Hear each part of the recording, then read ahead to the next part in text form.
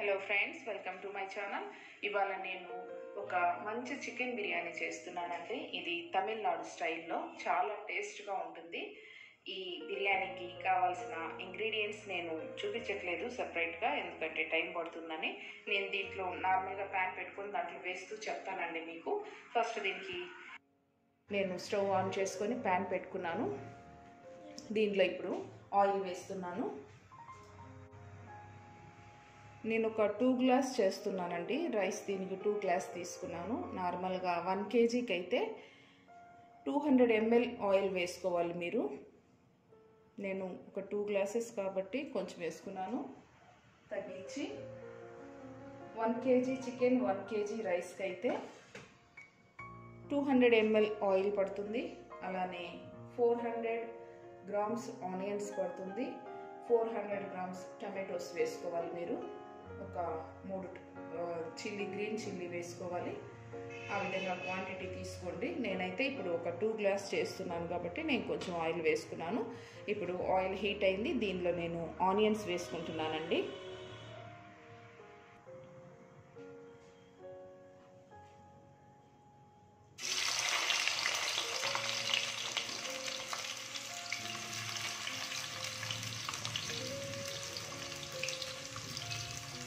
ఎప్పుడైనా చికెన్ బిర్యానీకి, ఎప్పుడు చేసినా ఏ బిర్యానీకైనా ఆనియన్స్ బాగా రెడిష్ కలర్లో ఫ్రై అయితేనే మీకు బిర్యానీకి కలర్ వస్తుందండి. ఏ బిర్యానీకైనా అంతేను.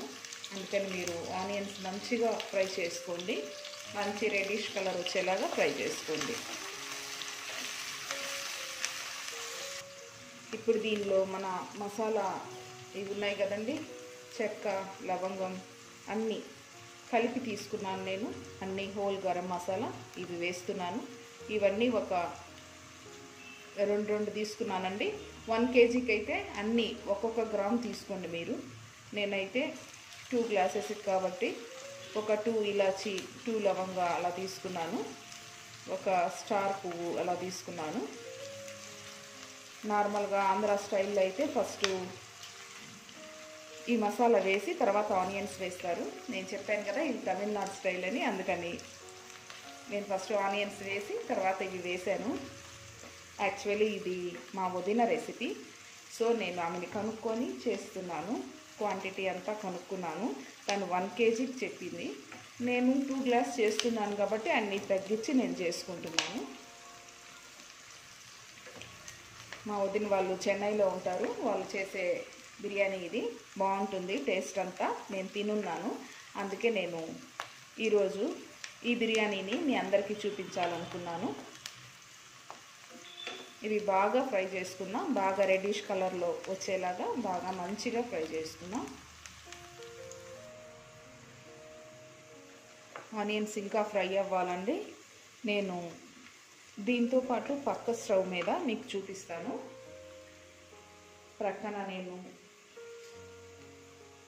ఒక గిన్నెలో వాటర్ పెట్టుకున్నాను. ఒక 2 లీటర్స్ వాటర్ నేను హీట్ చేసుకుంటున్నాను. ఎందుకంటే దానిలో మనం రైస్ వేసి ఒక 5 మినిట్స్ కుక్ చేసుకొని తర్వాత బిర్యానీలో వేసుకోవాలి. అందుకని నేను పక్క స్టవ్ మీద ఒక గిన్నె పెట్టి దానిలో ఒక 2 లీటర్స్ వాటర్ పోసి వేడి చేసుకుంటున్నాను. 1 kgకి అయితే మీరు ఒక 3 లీటర్స్ వాటర్ పోసుకోండి.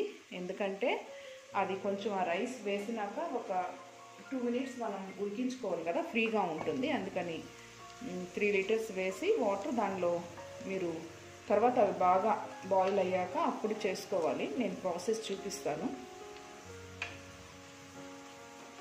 ఇవి ఇంకొంచెం ఫ్రై అవ్వాలండి. ఇవి బాగా రెడ్డిష్ కలర్ వచ్చింది కదండి. ఇప్పుడు దీనిలో 1 స్పూన్ చిల్లీ పౌడర్ వేస్తున్నాను.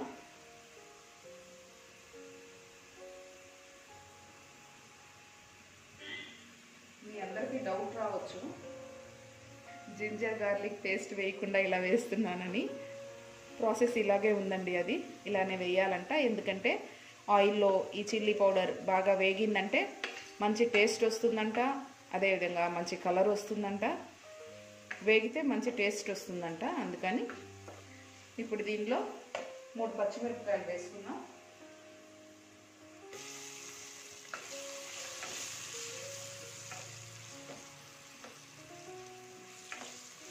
అలానే కొత్తిమీర పుదీనా వేసుకుందాం.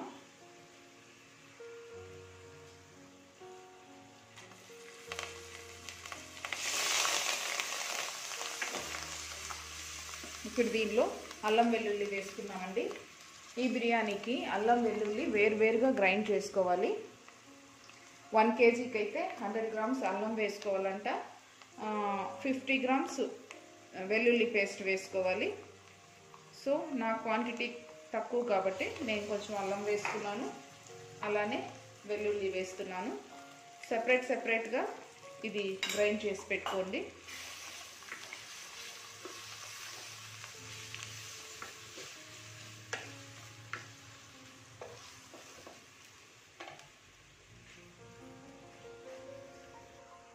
అల్లం వెల్లుల్లి పేస్ట్ బాగా వేగిందండి. ఇప్పుడు దీనిలో టమాటోస్ వేస్తున్నాను.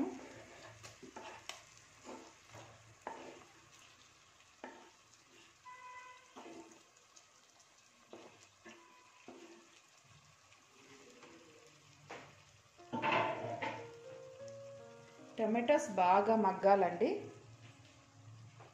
బాగా ఫ్రై చేసుకుందాం.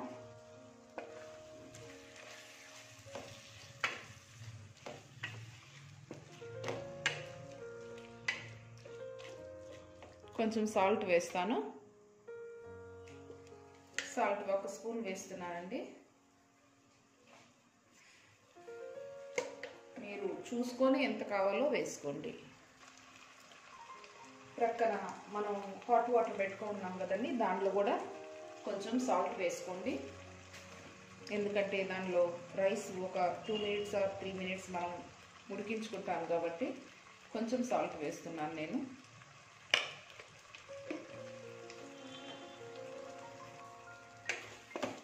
కొంచెం కలుపుకుందామండి. నిజంగానే చాలా మంచి ఫ్లేవర్ వస్తుందండి, మంచి స్మెల్ వస్తుంది. ఇంకొక 2 minutes ఇలానే టమాటోస్ ఉడికించుకుందాం. టమాటో బాగా ఉడికింది. ఇప్పుడు దీనిలో పెరుగు వేసుకోవాలండి. 1 kgకి అయితే 200 ml వేయాలి. నేను కొంచెం 1 కప్ తీసుకుంటున్నాను.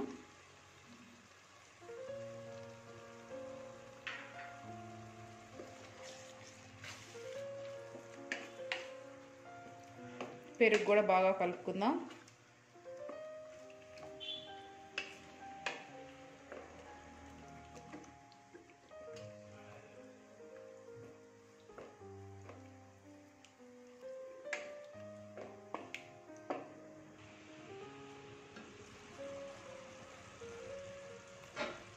ఇప్పుడు దీనిలో వాటర్ వేసుకోవాలండి. నేను ఒక 600 ml తీసుకున్నాను. 1 kgకి అయితే 800 ml తీసుకోవాలి.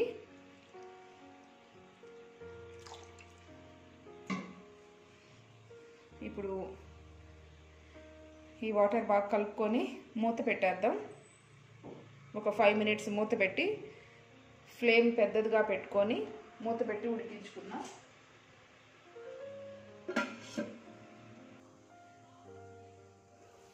5 minutes అయిందండి.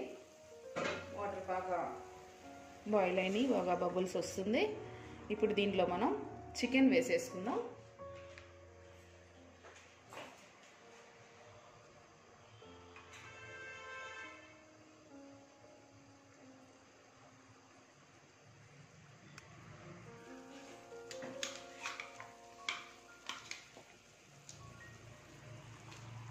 ఈ చికెన్ దీనిలో ఒక 25% వరకు ఉడికించుకోవాలంటండి.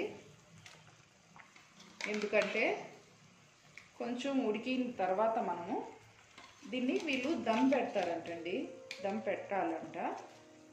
సో ఈ చికెను కొంచెం 25% ఉడికించుకున్న తర్వాత మనం దమ్ పెడతాం కదా, రైస్ అవన్నీ వేసి, అప్పుడు ఆ కారము ఉప్పు అంతా బాగా మసాలా పడుతుందంట.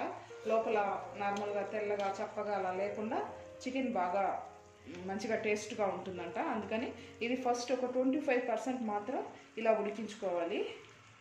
సో నేను వేసేసాను. ఒకసారి కలుపుకొని మూత పెట్టి ఉడికించుకుందాం. 25% అంటే ఒక 5 to 8 minutes అలా ఉడికించుకుంటే సరిపోతుంది అనుకుంటాను. సో నేను మూత పెట్టేసి ఒక 25% వరకు చికెన్ని ఉడికించుకుంటాను. ఈ లోపల మనం ప్రక్క స్టవ్ మీద పెట్టుకున్న హాట్ వాటర్ కూడా బాగా వేడయ్యాయండి. సో దాంట్లో రైస్ వేసుకుని, దాంట్లో ఆల్రెడీ మనం సాల్ట్ వేసుకున్నాం కదా. ఇప్పుడు నేను రైస్ వేస్తున్నాను. దాంట్లో రైస్ని ఒక 3 మినిట్స్ మనం దానిలో ఉడికించుకోవాలి. సో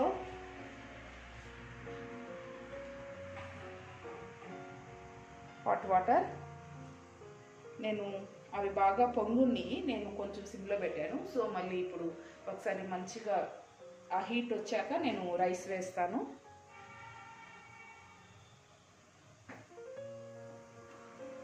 బాగా హీట్ అయ్యాయి. ఇప్పుడు కడిగి నానబెట్టుకున్న రైస్ని నేను వేస్తున్నాను.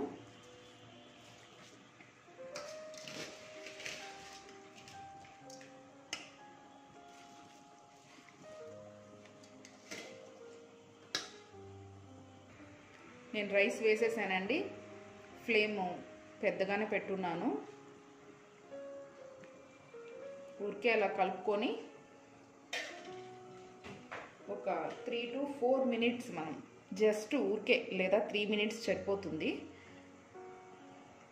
ఊరికే అలా ఉడికించుకొని తర్వాత ఈ వాటర్ అంతా తీసేసేయాలండి. మనం స్ట్రైన్ చేసుకోవాలి ఆ రైస్ని వేరే దాంట్లోకి.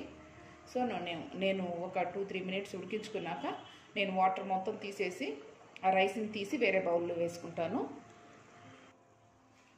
ఓకే అండి, ఒక 25% చికెన్ ఉడుకుంటుంది అనుకుంటున్నాను. సో ఇప్పుడు తీసి చూద్దాం.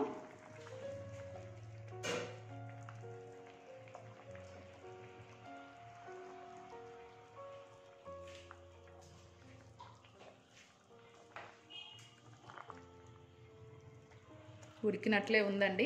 దీనిలో ఇప్పుడు మనం పక్కన తీసి పెట్టుకున్న రైస్ని వాటర్లో స్ట్రైన్ చేసి పెట్టుకున్నాం కదా, ఆ రైస్ని వేసుకోవాలి. ఇలా నేను మొత్తం వాటర్ తీసేసి స్ట్రైన్ చేసి పెట్టుకున్నాను. ఈ రైస్ని వేసుకోవాలి.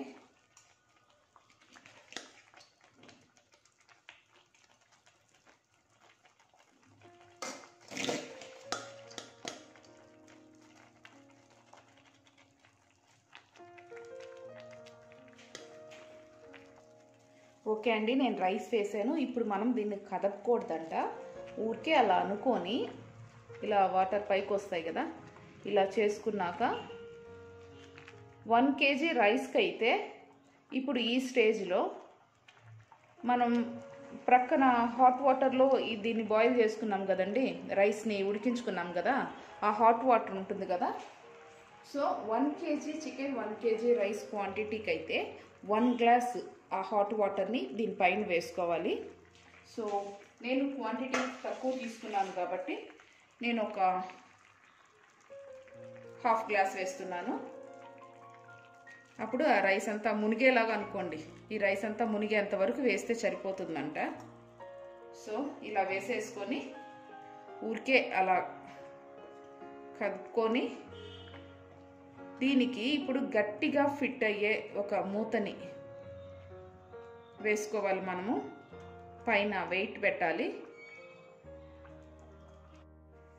మూత పెట్టి మూత పైన ఈ వెయిట్ పెట్టానండి నేను. మనం వేడి చేసుకున్నాం కదా వాటరు, దాంతోపాటు నేను వెయిట్ పెట్టాను.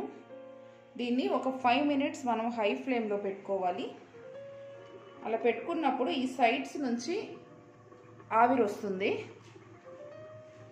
బాగా ఆవిరి వచ్చాక అప్పుడు మనం మళ్ళీ దీన్ని సిమ్లో పెట్టుకోవాలి. సో నేను ఆ విధంగా వెయిట్ పెట్టి ఒక 5 మినిట్స్ హై ఫ్లేమ్ పెట్టాను. ఆవిరంతా వచ్చాక మనం సిమ్లోకి పెట్టుకుందాం. 5 మినిట్స్ అయిపోయిందండి. నేను ఫ్లేమ్ తగ్గించుకున్నాను, సిమ్లో పెట్టుకున్నాను. ఇప్పుడు సిమ్లో ఒక 15 to 18 మినిట్స్ మనం ఇలానే సిమ్లో ఉడికించుకోవాలి. సో ఇలానే పెట్టేస్తున్నాను నేను. మీకు 18 మినిట్స్ తర్వాత చూపిస్తాను. ఒక 18 మినిట్స్ అయిపోయిందండి. నేను ఇప్పుడు స్టవ్ ఆఫ్ చేసుకుంటున్నాను. ఆఫ్ చేసినాక ఒక 5 మినిట్స్ దీన్ని ఇలానే వదిలేయాలంట. తర్వాత మనం ఓపెన్ చేసి చూద్దాం. ఒక 5 మినిట్స్ ఇలానే వదిలేస్తున్నాను స్టవ్ ఆఫ్ చేసి. ఇప్పుడు ఒక 5 మినిట్స్ అయిపోయిందండి, నేను తీసి చూస్తాను.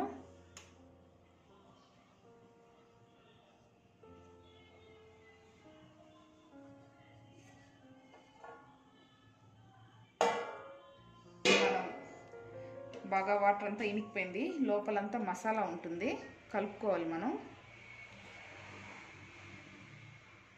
బాగా వాటర్ అంతా ఇనికిపోయిందండి, చూసారా ఎంత బాగా వచ్చిందో. సో ఇప్పుడు దీన్ని నేను ప్లేట్లోకి తీసుకుంటాను.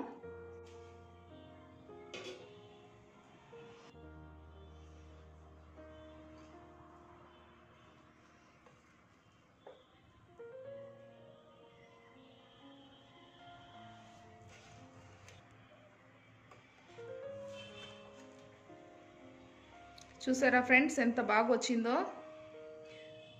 మీరు పెద్ద గిన్నె పెట్టుకోండి, నేను ఇది సరిపోద్ది అనుకున్నాను, సరిపోయింది కానీ కొంచెం పైకి వచ్చేసింది. మీరు పెద్ద గిన్నె పెట్టుకోండి. చూసారా తమిళనాడు స్టైల్ చికెన్ బిర్యానీ ఎంత బాగుందో. ఇది మంచి స్మెల్ వస్తుంది, మంచి టేస్ట్ కూడా ఉంటుంది. ఈజీ మెథడ్ కూడా, మీరు కూడా ఖచ్చితంగా ట్రై చేయండి. మీకు ఎలా వచ్చిందో నాకు కమెంట్ చేయండి. ఈ రెసిపీ మీకు నచ్చినట్లయితే లైక్ చేయండి, షేర్ చేయండి, అలానే నా ఛానల్ను సబ్స్క్రైబ్ చేసుకోండి. Thank you friends.